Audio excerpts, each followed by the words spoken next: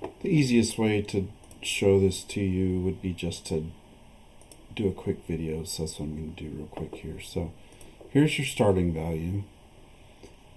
In this cell, I'm doing the left of H2, and we want to take off the last two characters, so len of H2 minus 2, and then we're tacking on the XX at the end.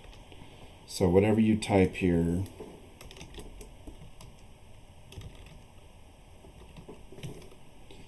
the last two characters will be stripped away and replaced with XX. So, for example, okay, the last two characters will be stripped away and replaced with XX. So here I'll write this from scratch for you. So left H2, comma, if this is a consistent, always the same length, you could just do that.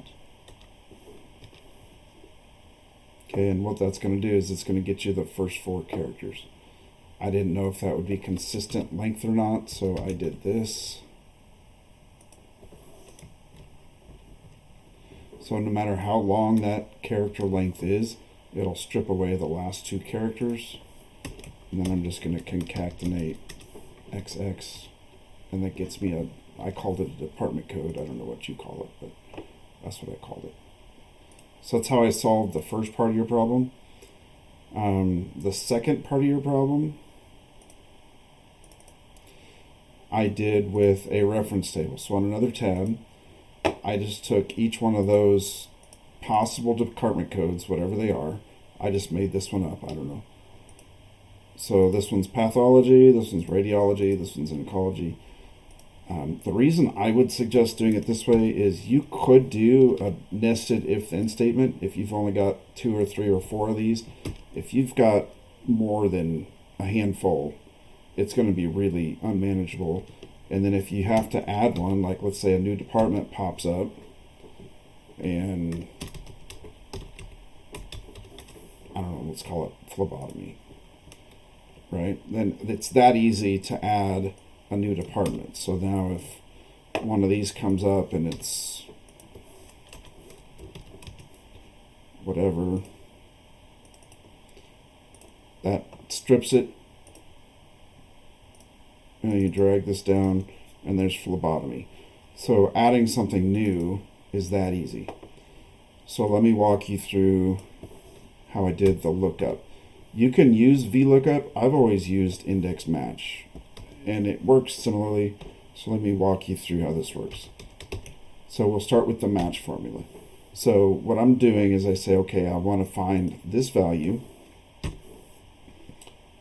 in this list, and when I do comma 0, that means an exact match.